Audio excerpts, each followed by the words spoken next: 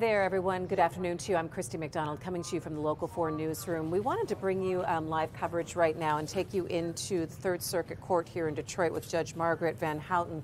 Again, they are going to be taking on the case. You remember the murder of Samantha Woll, a very well-known Jewish activist here in Southeast Michigan.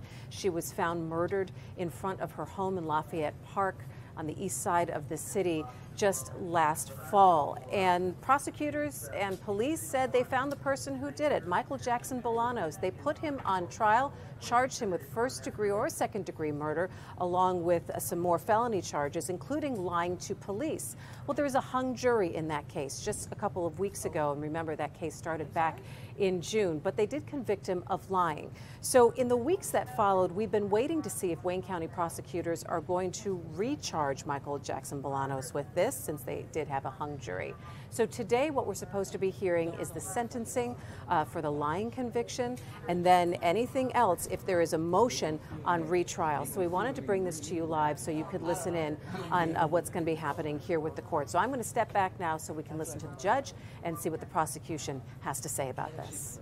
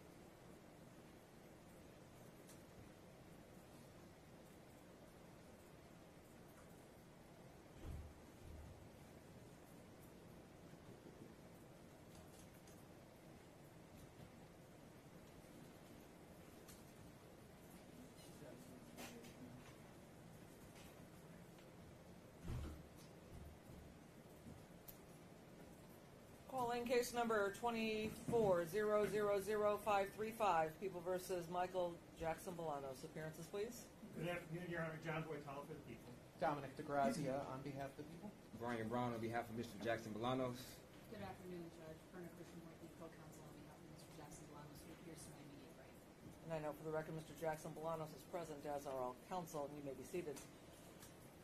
So we have a motion to take care of first, and then sentencing on the charge he was found guilty of. I did review the defense's motion to dismiss based on double jeopardy grounds and the case of Yeager versus United States. And the defense is saying that that precludes retrial of both the felony murder charge and the home invasion first-degree charge. The people, although disagreeing with the findings or the rulings in Yeager and plan to appeal, according to their brief, the actual findings in Yeager, or the holdings in Yeager, and arguing that it's bad law,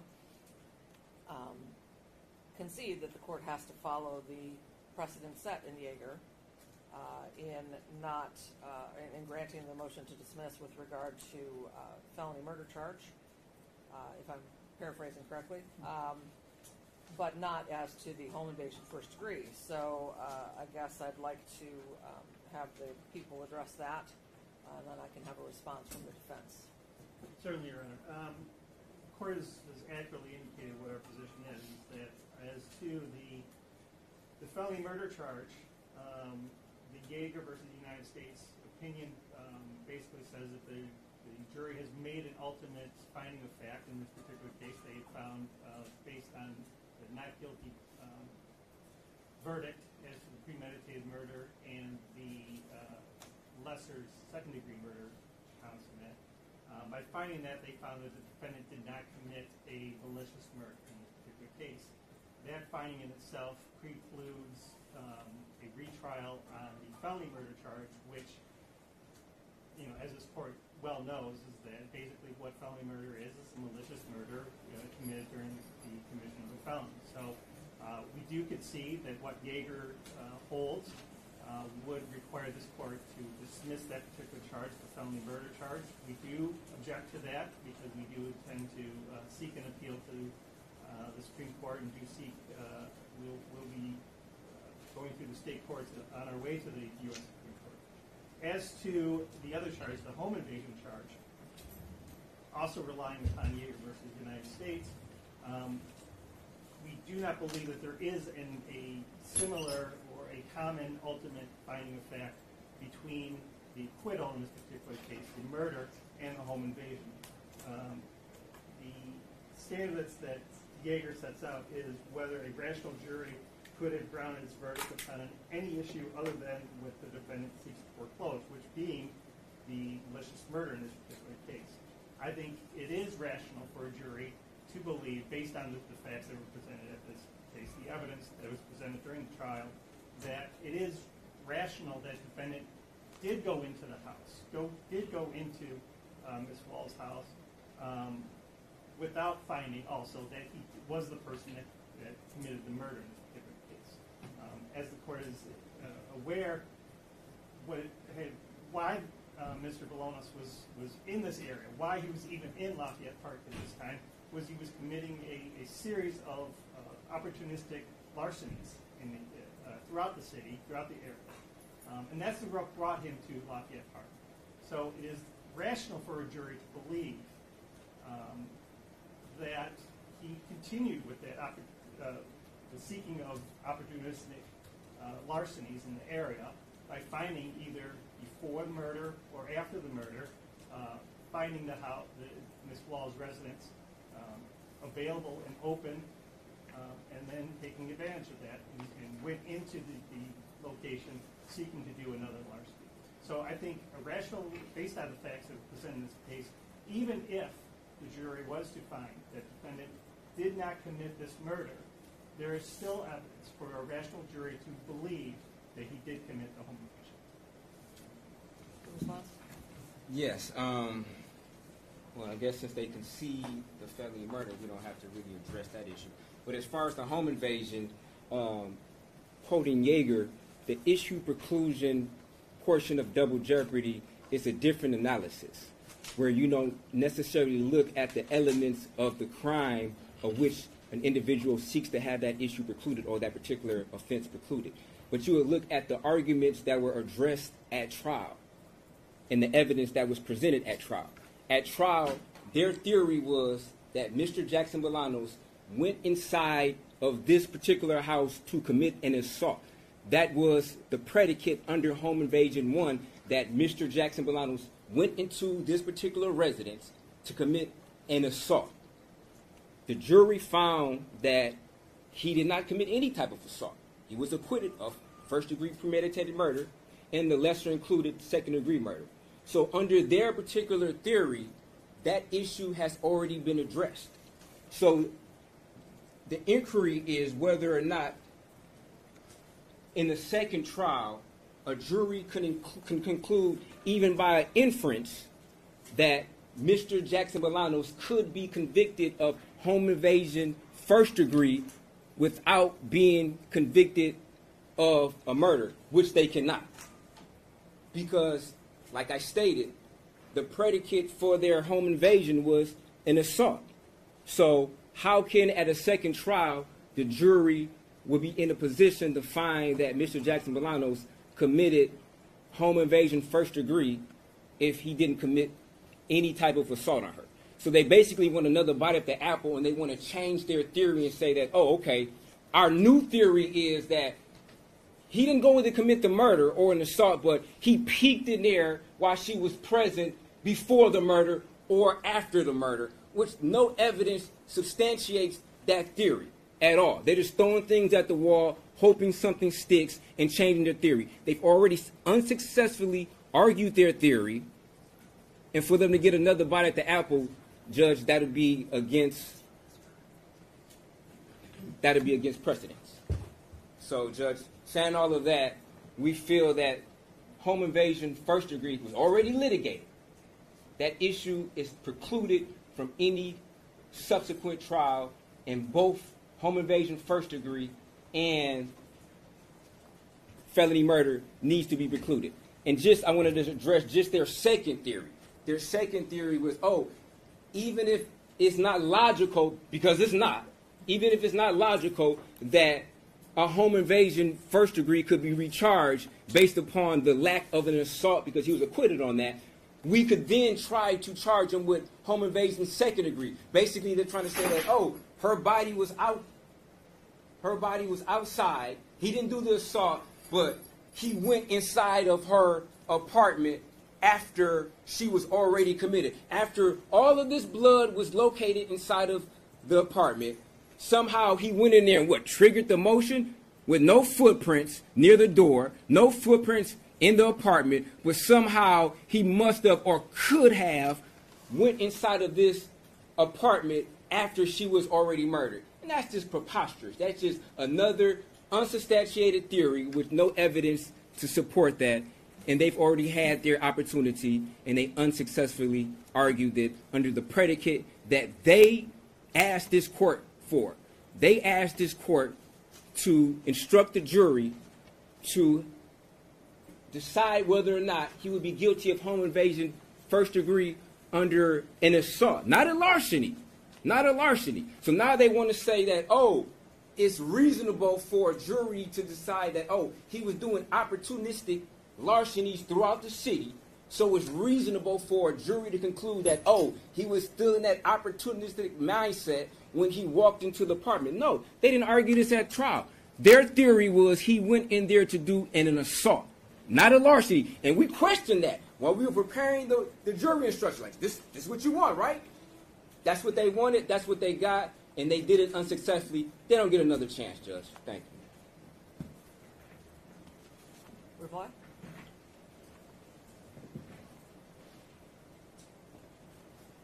My memory of what our theory was is that this was, we charged it as felony murder with the underlying being a larceny. So the reason for going into this house in the first place was to commit a larceny, not to go into this house thinking that he was going to assault Miss Wall if he happened to find her in there. That was, I believe, our theory. That's how we charged it. The jury is not bound by what our theories are. They're bound by what the evidence is presented. And what the evidence that has been presented, would it be rational for them, based on the evidence that was presented, for them to find a home invasion even without finding that he committed the murder? Our position is yes. Just a quick reply. He states his memory. He didn't participate in this trial, so his memory may not be at where it should be in order to, I guess, recite what the elements were and what the jury instructions were. I've got the instructions right in front of me. Okay. All right, I just had my law clerk print them off for me. Okay. These are the ones I read during the trial. All right.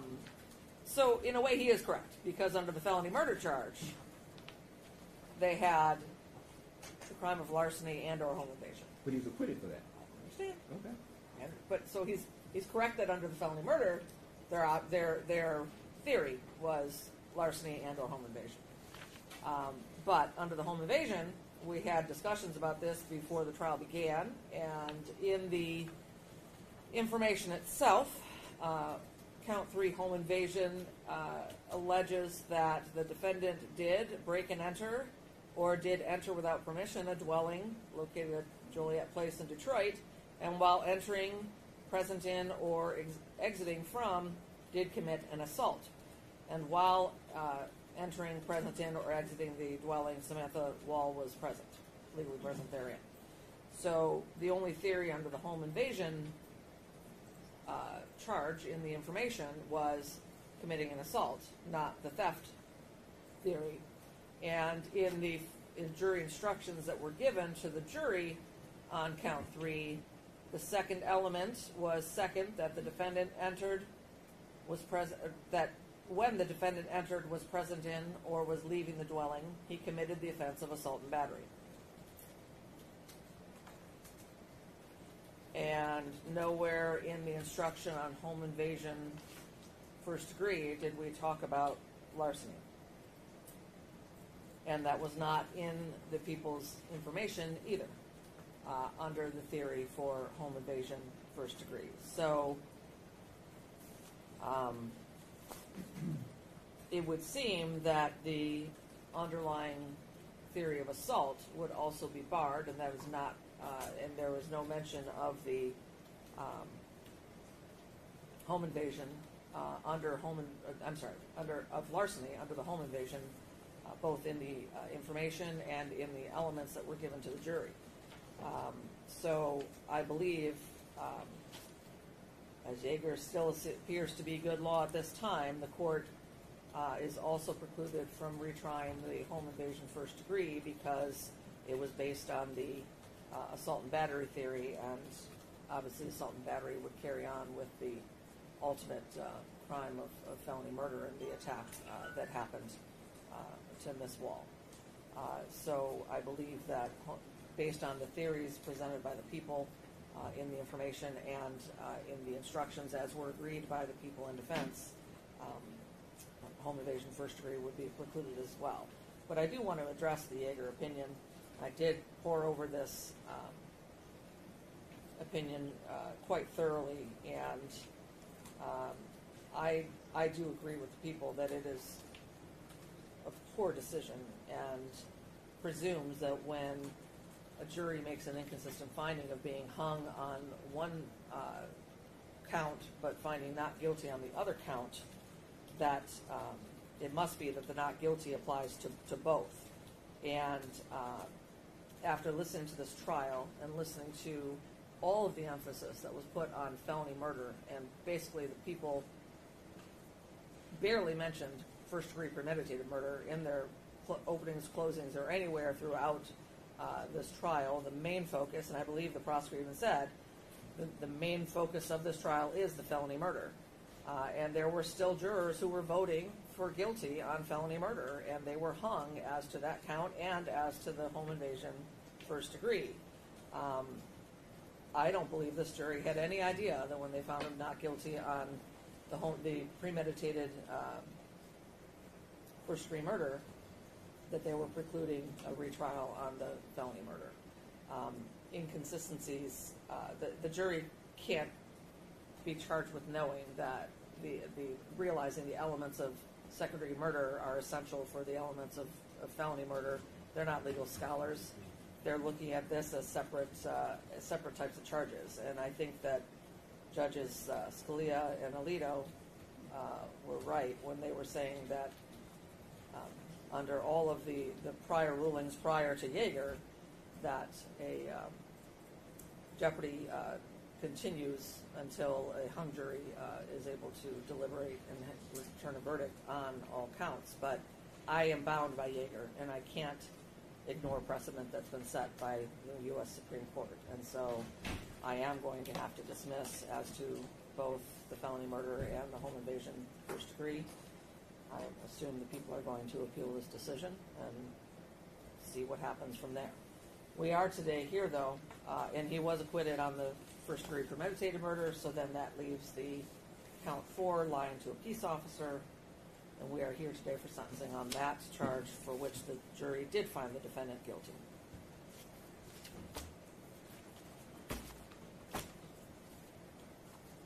And have all parties had an opportunity to review the pre-sentence investigation report? Yes, sir. Yes. Are there any corrections, deletions, or additions to the body of the report?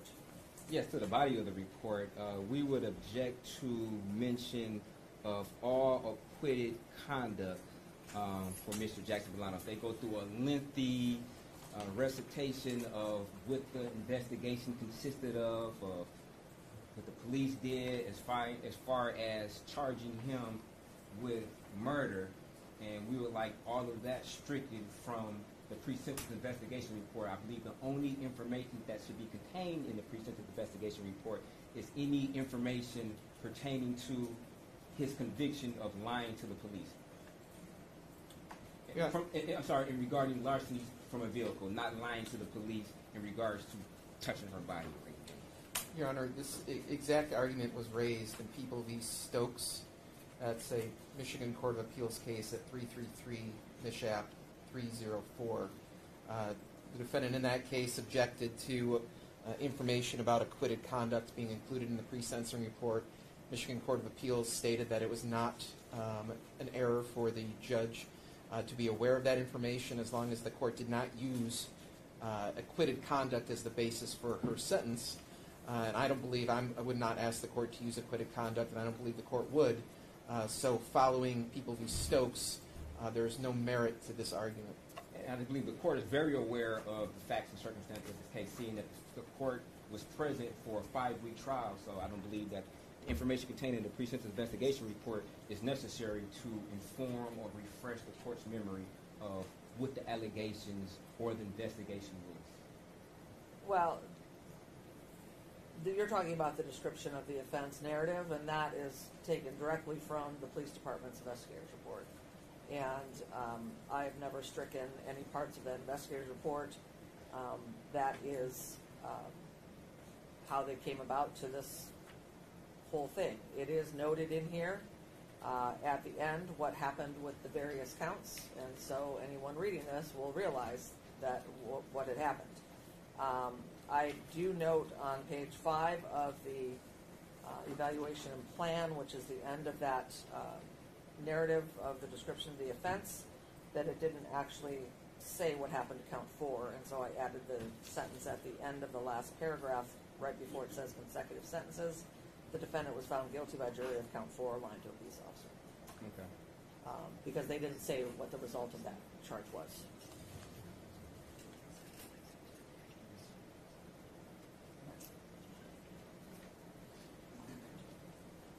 And Judge, just if we could add just the language that he was convicted of lying to a police officer and regarding an investigation about larceny from a vehicle. So I think there might be some type of confusion. I know the court may not be confused, but there might be some kind of confusion of what he was convicted of about lying to the police about. I think there might be some confusion that he was convicted for lying about the knowledge of Samantha Woll, which is... Well, I could say peace officer for a felony punishable by 4 years or more. Okay. That's what they have, how it's listed. That's the name of the crime. So...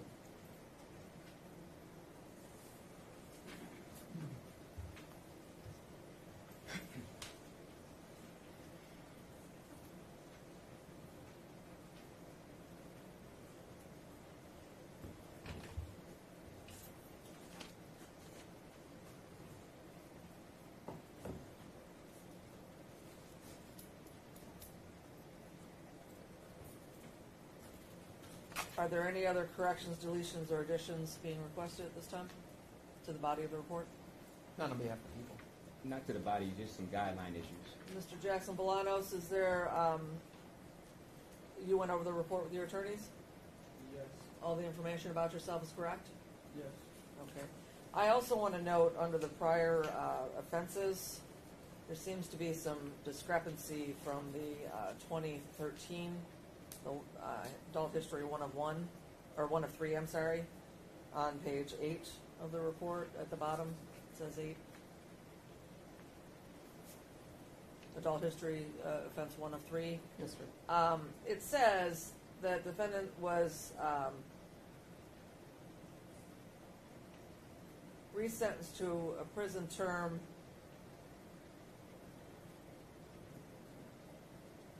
there was a narrative further in there, but it looks like his HIDA was revoked and he was sentenced to a prison term, but then there's also something in our Odyssey system indicating that it was closed under HIDA, so there's an inconsistency in there, and if I would say HIDA. He was closed under HIDA. well, no, but he was resentenced to a period of prison term, and he served the full 5 years, and so that's not legally possible that you could do that. And so that is being brought to Judge Deborah Thomas's attention. She was the judge on the case for her to make any correction to the record that may need to be corrected, because it is inconsistency to say that HIDA was revoked and he was sentenced to prison for 18 months to 5 years and served the full time and never was discharged on parole. He served till the discharge date, and then somehow it said closed under HIDA. So it's not legally possible to do that. Okay. And so Judge Deborah Thomas we pulled that file. She'll have to take a look at that inconsistency and make any corrections she may need to make to the court file. I just wanted to note that for the record, that we were looking at that and noted that. I saw that too. Anything further with regard to changes, corrections, deletions, other than the guidelines? From my perspective, no. And with regard to the guidelines, I know I received an email from defense arguing that OV-19 should not be scored at 10 points based on a rather recent Michigan Court of Appeals or Michigan Supreme Court opinion, which there was another dissent. Did you wish to address OV-19? Yes, I believe it is scored properly. I've had a chance to look at the case that defense counsel sent this morning. That case basically stands for the proposition that there must be something more than a suspect's denial of the accusations. And this was in the context of a one-off statement in the course of a search warrant that was executed at this Mr. DeWeird's home. What we have here is very different. And I would point to the cases that are cited in this DeWeird case. People v. Barbie. That's an example. That? Sorry, what? Spell the name for the court reporter, please. Barbee. That's at 470 Mich 283. In that case, the suspect provided a false name to police, and the Supreme Court has upheld that as a valid a valid scoring of OV-19. The central question for determining whether there has been a violation of OV-19 is, did the ultimate effect of what the actions of the defendant were meant to conceal his guilt in the manner that was being investigated, or the administration of justice. And what we have here is the defendant's repeated lies, knowing that he was being investigated for larceny from a person. When he testified, the defendant testified that the reason he was lying to the police was because he was afraid of being arrested and charged with a crime because of the potential punishment. So this goes far more than simply a one-off statement during the execution of a search warrant. This was a deliberate pattern of misdirection, concealment, and deception that the defendant engaged in knowingly and willingly because he was afraid of the consequences of being honest. So when you look at the cases where the courts have upheld the scoring of 10 points for OV-19, lying to the police to hinder investigation, destroying evidence, providing a false alibi, providing a false name, all of those types of behaviors have been upheld as valid scoring of OV-19. And in this case, the defendant is convicted of lying to a police officer, which in and of itself would seem to qualify under OV-19. But if we're looking for something more, it's the deliberate pattern of deception, knowing and purposefully to avoid arrest by the police. So I believe it should be scored at 19 points. And that analysis is just totally factually incorrect. The D-word case stated that a lack of culpability does not indicate that OV-19 should be scored. It has to be something more. Barbary, it was an attempt to conceal his identity or conceal evidence. Other cases, such as an individual flees from the police or hides from the police. And the court stated, People v. Dixon stated that if you use a lack of culpability, basically not admitting to the allegations right there, then OV-19 is boundless. Then you'll be able to charge somebody under OV-19 if they remain silent. You'll be able to charge somebody under OV-19 if they decide to go to trial despite having overwhelming evidence to the contrary of their innocence. You would be able to charge them under a plethora of different circumstances where OV-19 has not been or supposed to be used under those circumstances. An individual has a presumption of innocence. So if the police ask you, did you do this crime, and then you say no, that does not impede their investigation any more than if you remain silent, per case law. That's what the court stated. So if he were to remain silent, or if he would have said what he said as far as, that's not me, it has no other impact or no more of a detrimental impact on their investigation at all. He didn't say, oh, I know who did it, it's John down the street, and then they went to investigate John down the street. Had that happened, then yeah, maybe OV-19 would have been applicable in this particular case. or if he tried to come up with a false alibi, and then the police had to expend resources to track down who he said he was with. Like I was with my ex-girlfriend, they had to go track her down, call her, interview her, just to find out that he lied. Under those circumstances, yes. But just him simply coming to the police station and saying, I did not do what you accused me of doing, Judge, clearly the case law says that OV-19 cannot be scored under these circumstances. So it's not valid. Well, I think I'm bound by DeWeerd, and that's spelled D-E-W-E-E-R-D, and that is 511 Mich 979. That's a 2023 case that came out of the Supreme Court. Although there was a compelling dissent written by Justice Viviano and joined by Justice Zara, but that's. I mean, Judge, this goes more than just a denial. He didn't just go to the police and say, "Oh, I didn't do it." He engaged in a deliberate pattern. He did give a false alibi. He did lie about the circumstance of what it did. All of these factors that are mentioned in DeWeerd, where they're saying that, What's false alibi? Yeah, exactly. He claimed he was at a gas station. He claimed he was at his aunt's house. He claimed he wasn't even there breaking into houses all night. The police did have to run down these different leads and check these things out. Hold on. Breaking into houses? What is he talking about? Cars. Cars, that's what I meant. That's what he's talking about. He's claiming he was doing other activities. He was in completely other places. He said he was, I was at my aunt's house. I was over here talking to a girlfriend. I was doing all these other things other than what he admitted that he was doing, which is lying to the police. So there's clear distinguishing here between DeWeerd and the other cases that the court in DeWeerd said were still valid uses of OV-19. And his remembrance of the facts is flawed at best and disingenuous maybe at worst, or maybe it's flat out lies at worst.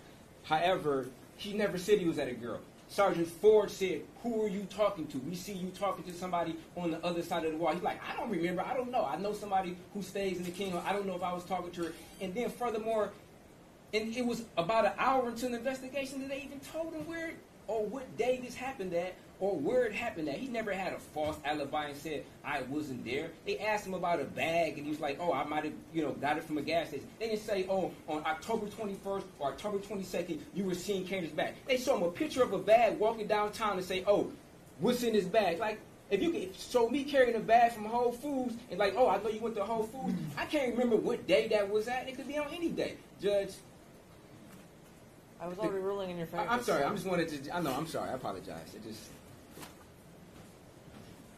OV-19 will be at 0. Thank you. Takes us to 0 for OVs down to level 1. Any other objections to the guidelines? Yes. PRV1 is improperly scored at 25 points. I believe they're double scoring his previous conviction for juvenile. They already scored that under a high severity juvenile conviction, and then they in turn scored it under a high severity adult history, which there is no adult high severity convictions under Mr. Jackson-Bolanos' record. So that should be scored at a 0. No. The 2018 conviction, which is an adult offense number 2 of 3, he was charged with receiving, concealing stolen property as second offense. And that's what he pled guilty to. So that receiving, Which is what? 7.5 years? Yes. It goes up to a level D offense, which is a high severity felony.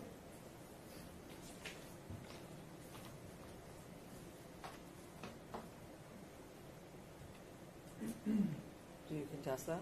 I contest, yes. Absolutely. All the guidelines.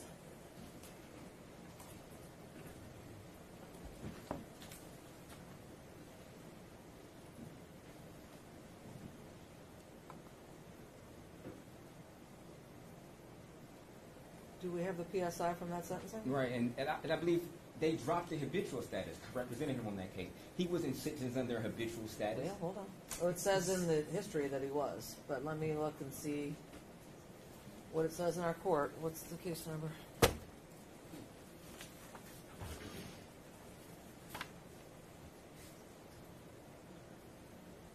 Hold on.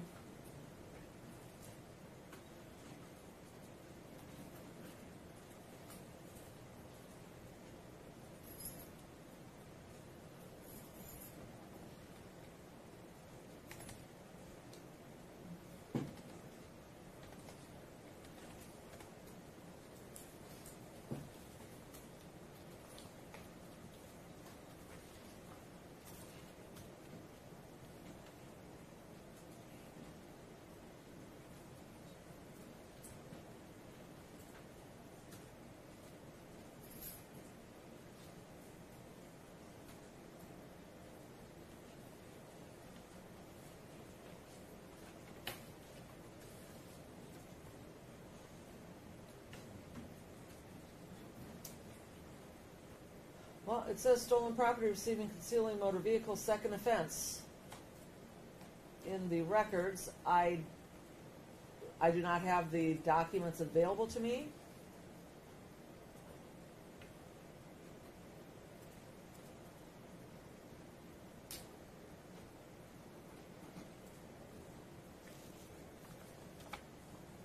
In the guideline book, it is listed as a level D, which is a high severity.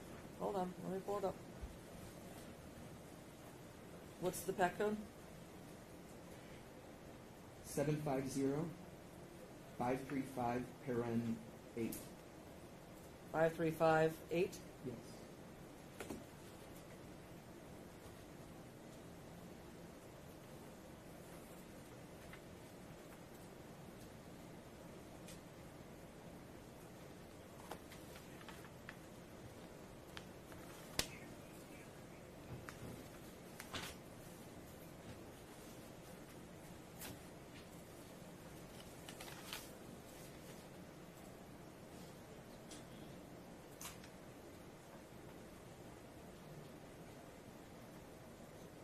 Yeah, second or subsequent offense is a 10-year penalty, which would make it a level D.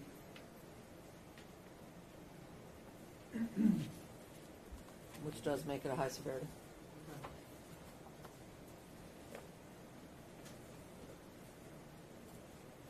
So OV or PRV 1 is correctly scored at 25 points. Any other objection to the scorings? No other objections to the scoring. That would put the guidelines at 0 to 22.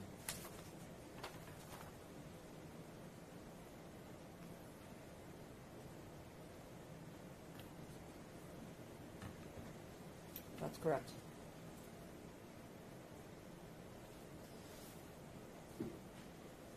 Under the G grid?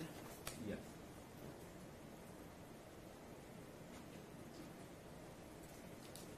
Do you concur? Yes, sir. Anything further that people would like to state before I impose sentence? Yes, sir. When the court imposes sentence, I think there are a number of factors that I think the court should consider. I want to particularly talk about the defendant's previous criminal history, because I think they're reflective and it's something the court should consider. 2011, the defendant was first adjudicated as a juvenile for robbery unarmed. He was convicted of that, or adjudicated for that, despite his testimony at court that he had never been convicted of a robbery crime, which is obviously false. But he was placed on probation in October of 2011. Within a short period of time, he had a violation of probation for picking up a retail fraud case. Within a few months, he was then committed, which is a elevated punishment within the juvenile justice system. So already, within 5 months of his first adjudication as a juvenile, he's already violated his probation. Ultimately, his probation is terminated, and in 2014, that's when he gets his first adult conviction in the justice system for fleeing and eluding in the third degree. Again, he's given a break where he is placed on probation under HIDA status. I assume that he was supposed to complete some sort of boot camp program at the Thumb facility, but obviously he failed, and he failed within a short period of time on that. His probation was revoked, his HIDA was revoked, and he was sentenced to prison. While he was in prison, he was adjudicated and found guilty of over 40 misconduct offenses while he was in prison, including possession of stolen property, threatening behavior, fighting, assault on a staff, sexual misconduct, 40 adjudications of guilt within that 4-year period of time. He is released from the Department of Corrections, and within 5 months, he has now been convicted of another felony for receiving and concealing stolen property, second offense this time, and he is again given a break where he receives 2 years probation and the 6 months in the Wake County Jail, and that's after serving 4 years in prison and committing a new crime within 5 months of being released. After he is placed on probation in 2018, he again violates his probation, again repeatedly. And all that is to say, Your Honor, that the defendant, whenever he has been out in the community, he has committed more crimes. Even at the time of this alleged offense, and we'll get to this in his testimony, he was again engaging in criminal behavior, even though he was not under any sort of court supervision. Now, in terms of the offense that he was convicted of, I think it's important to note that lying to a police officer is not some victimless crime that is of no importance or that isn't serious. Lying to a police officer during a criminal investigation is how innocent people get convicted of crimes, because law enforcement, prosecutors, we are relying on people to tell us the truth about their activity, and when people lie, that's how people get caught up in the system. And you have the defendant here who lied repeatedly, has testified under oath that he was constantly lying or consistently lying throughout these police interviews, and he's offering to tell the police about drug houses, about human trafficking, about auto theft rings. He's eager to tell the police information which obviously would have likely been false, but could have possibly resulted in some innocent person being arrested. So that this is not some victimless crime. And there were probably many hours spent in the course of this investigation chasing down leads, chasing down the defendant's false alibis and other lies that he gave during his statement. So the police time was used. We were all in trial, contesting every single point, every bit of evidence. And the defendant has a right to contest the evidence against him. But after all of that, he comes and he testifies, and he essentially says, oh yes, everything I told the police, that was a lie, and the evidence that the prosecution has put forward, that was accurate. That's the result of his consistent deception to the police, wasting time, forcing the police and law enforcement to do things that they otherwise wouldn't have done but for the defendant's deliberate decision to lie to the police. Now, in the Stokes case that I cited earlier, the case is clear that the court may consider conduct that is relevant to these particular crimes and the res gestae of the case of the crime itself, even though the court cannot consider acquitted conduct. So when we talk about the other facts and circumstances which were surrounding the defendant's reason he got into a police interview room and was lying to the police, first of all, the defendant admitted when he testified that he committed a larceny of a person, that he considered numerous larcenies for motor vehicles, that the defendant was part of a auto theft ring where he was sending photographs of cars to other people who may have stolen those cars, that the defendant was also scouting scouting cars so that he could later steal them. Those are all admissions he made when he testified. He was also admitted when he testified that he broke into a number of cars that night, at least more than 5 cars. So we have really just a number of victims of his actions that night. And that all is significant. Why? Because it ruins the quality of life for the community around him. Now, the defendant, throughout his statement to the police, and also in his testimony, it was clear that he showed absolutely no remorse for breaking into all these cars, for committing all of these crimes, because for him, the important thing was that, the items that he was stealing had no value, that it was just some property. And I think it was telling when he testified on July 8th, there was some discussion during direct examination about, going into cars, breaking cars, and the defendant said, I'm not hurting anybody. I'm not bringing any ill will towards anyone. And that's at page 14, line 3. So it's clear that the defendant, when he's not lying to police officers, he's engaged in a criminal lifestyle where he goes around seeking opportunities to commit crimes, and he has no compunction or any sort of understanding in his head that he's doing something wrong. This is a person who was doing all this, according to his testimony, not because he needed money. He specifically rejected this.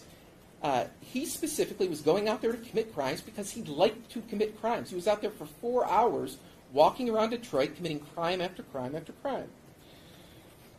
So I think ultimately, Your Honor, when you're considering sentencing, I'd like to point to the People versus Snow case. That's at 386 Mich. 586. The court should consider various factors. The reformation of the offender, protection of society, the disciplining of the wrongdoer, and the deterrence of others from committing like offenses. So clearly the defendant has had opportunity after opportunity throughout the course of his life to reform himself, to stay out of trouble, to stop committing crimes. None of that has worked.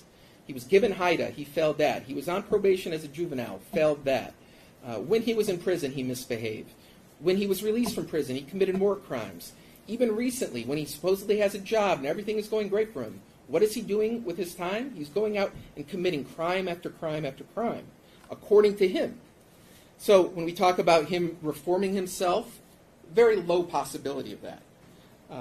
We talk about protection of society. Having the defendant out in the community will almost certainly cause more crimes to be committed by him if you look at his previous history. The disciplining of the wrongdoer, certainly in this case, I think it's appropriate to punish the defendant for lying to the police, for all the circumstances that were surrounding of how he got in the situation where he was lying to the police, and deterrence of others from committing like offenses. It's very important that people know that when you go to the police and you deliberately lie to them repeatedly, that there is a punishment for that crime. So given all that, Your Honor, the legislature has given you the ability to sentence the defendant to prison. And his guidelines in this case are 0 to 22 months. I think a prison sentence, given the nature of these offenses, the defendant's previous criminal history, would be appropriate. So I'm asking the court to sentence the defendant to 22 months to 15 years in prison. Judge, that's just a preposterous request. They basically want you to sentence him for acquitted conduct. The fact that they did not get the acquittal of an innocent man, they want you to sentence him to the maximum amount of time that's available under the guidelines. Judge, now, the prosecutor speaks of innocent people can get convicted of crimes when individuals lie. They also said the resources of the police department. Now, we saw through the pendency of this trial, multiple of their witnesses who've lied to the police, never charged, and what did that lead to? That led to an innocent person who was facing the trial of his life, fighting for his life for something he did not do. Something that was pretty obvious to anybody who paid attention to the trial, that Mr. Jackson-Bolanos was a victim of circumstances of the wrong person at the wrong place at the wrong time. That's all. Now, as far as lying to the police, he admitted he lied to the police. As we stated earlier, he didn't send the police on a wild goose chase. He didn't say, oh, I know who did it, it's George Lewis. He didn't say that. He said, that's not me in the picture. And he said that all of, 20 minutes before he came clean? They didn't even get a chance to leave the room. They, in their mind, knew he was lying. He came clean, and he was very honest and said, yeah, that's me. However, when he denied it at first, like I stated, they didn't give him any specifics of when this happened. They didn't say October 21st, October 22nd, you were in the area of Lafayette and wherever, or you were in the area of Harbortown off of Jefferson. They never asked him pinpointed questions. They gave him a screenshot of somebody holding a bag and said, that's you, you were going into cars. They never confronted him with any type of evidence to suggest, like, oh, we saw you going into the car. And matter of fact, he introduced evidence that they didn't even have. He said, I was out there taking pictures of cars. They didn't have that information there. They didn't confront him with a picture of that Dodge Challenger with Coast Guard plates. He stated that. And after we found out in the trial, that was the honest statement that he made, that he gave to the police.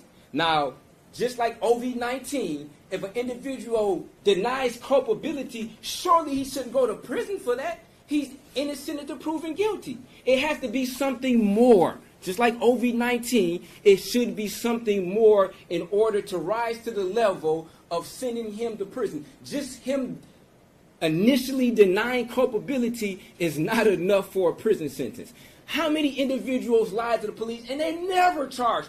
Through the pendency of my career, I've never heard, never represented an individual who's ever been charged with just simply lying to the police officer, unless it's something super material, such as maybe they filed a false police report, they hid their car down the street, and then they say they got carjacked. And then the police are going out looking for a carjacker, spending all these resources just to find out the person who made that report lied to them.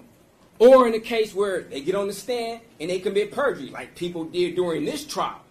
People committed perjury during this trial. Are they going after them? No, but they want to act like they're so concerned about the truth. Their own witnesses, they knew they were lying. Are they going to charge them with perjury? Absolutely not, because it's not, justice for them is not blind.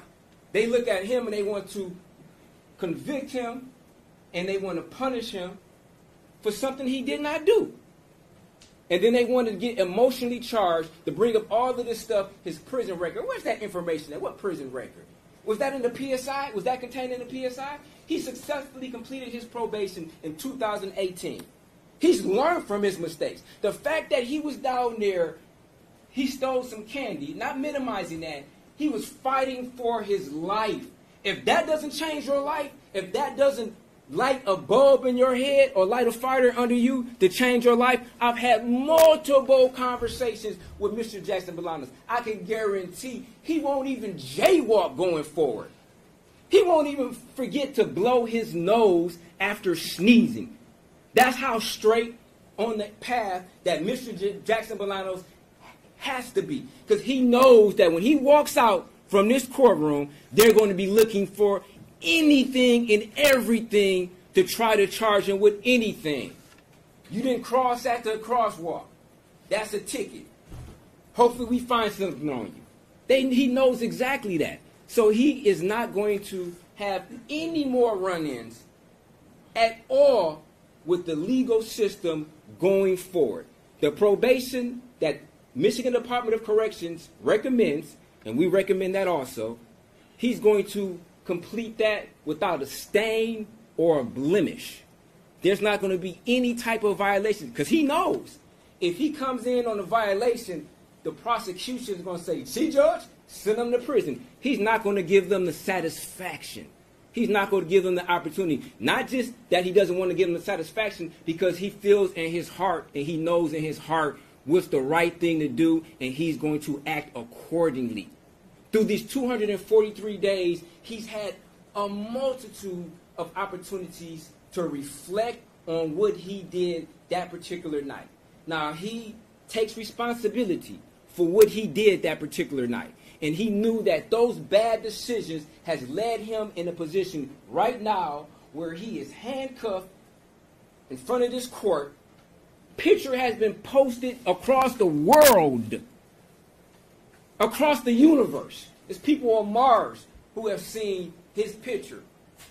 And initially, before this trial, has associated him with being a murderer. How does that feel? How would that feel, knowing that you did not murder somebody?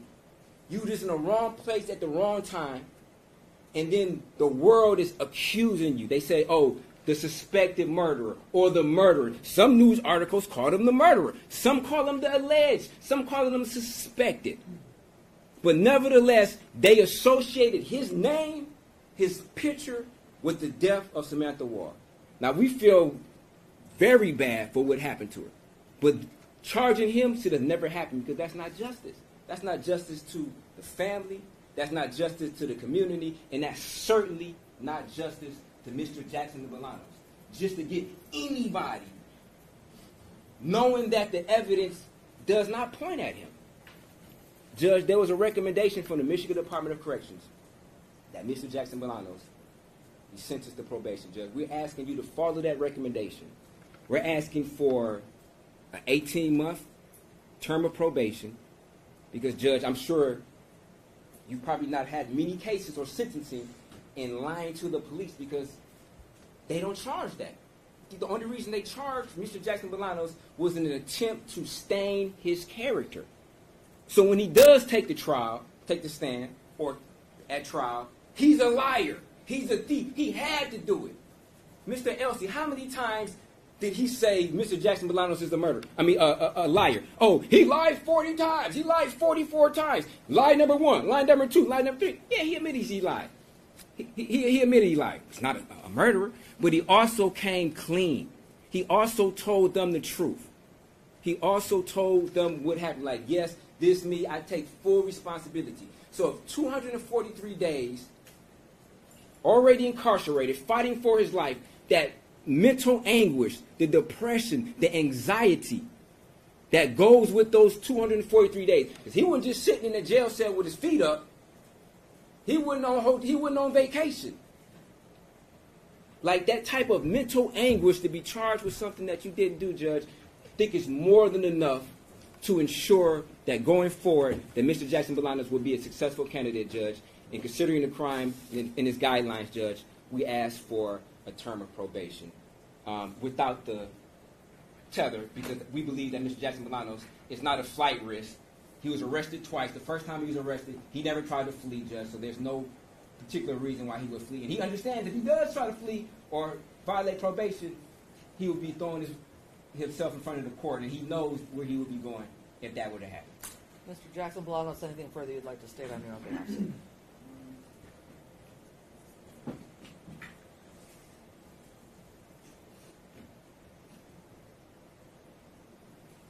Just that I pray moving forward. Moving good in the community.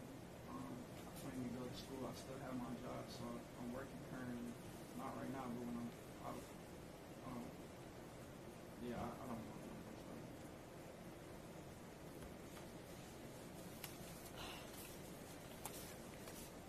You had to see. So, this is a difficult case. We started with some very, very serious charges, and while it seems like this is not a serious charge, when you add the habitual fourth offense to it, raises it to a maximum penalty of 15 years. And what I have to look at is not just the circumstances of the offense, but also the offender. And habitual fourth raises this up into a straddle cell, 0 to 22 months guidelines, and the 22 months would indicate prison. And although it is a straddle cell, I could choose to give him jail time or just straight up probation. But I also have to look at the number of times that the defendant lied. And I have to say, if lying was an Olympic sport, you would get the gold medal, sir, because you told lie after lie after lie throughout those interviews, interrogations, and even a few on the stand. And the number of lies does factor into this. Also, the fact that there were prior failures to comply with community supervision, both with an unarmed robbery when he was a juvenile and also for the fleeing looting. And not only was he removed from the Haida prison sentence at the Thumb almost immediately, but was given a sentence of 18 months to 5 years and served out the entire term and never actually achieved parole because there had to have been numerous misconducts that apparently Mr. DeGrazia had looked up, but were not included in this report. But it's obvious there were numerous misconducts for him to serve out his entire time and not get parole. And then the other factor I'm looking at is nothing to do with acquitted conduct or the charges that had to be dismissed pursuant to that case, but also to admitted other crimes that he admitted to on the stand that will never get charged. The breaking and entering into those cars, and taking pictures of cars to send to people to help them steal cars, that's all additional criminal activity. And apparently Mr. Jackson-Bolanos, at the time of this offense, had not learned his lesson from all of his prior dealings with the judicial system and the prison system, and was still engaging in theft crimes on the night that this happened.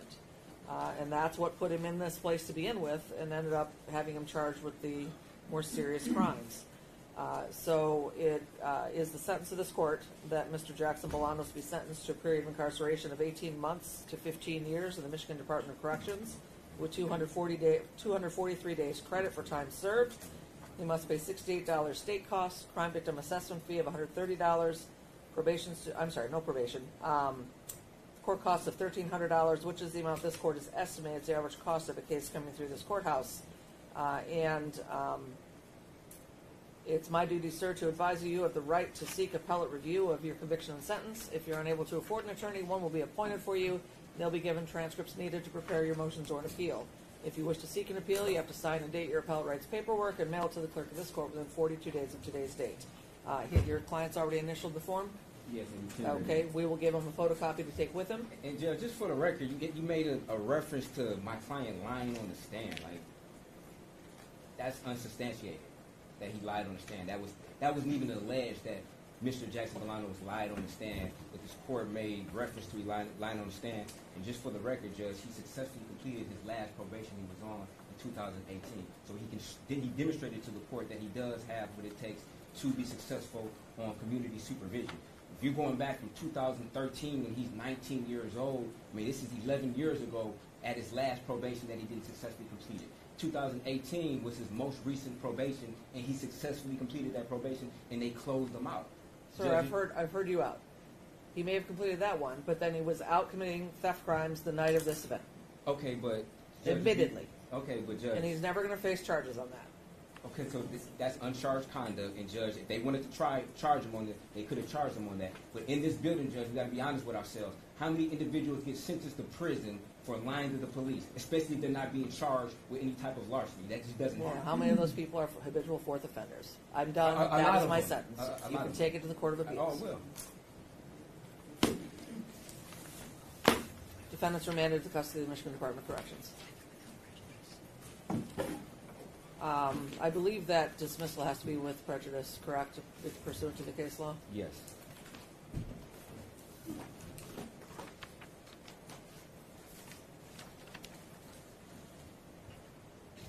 It's not by motion of the court, motion of the defense.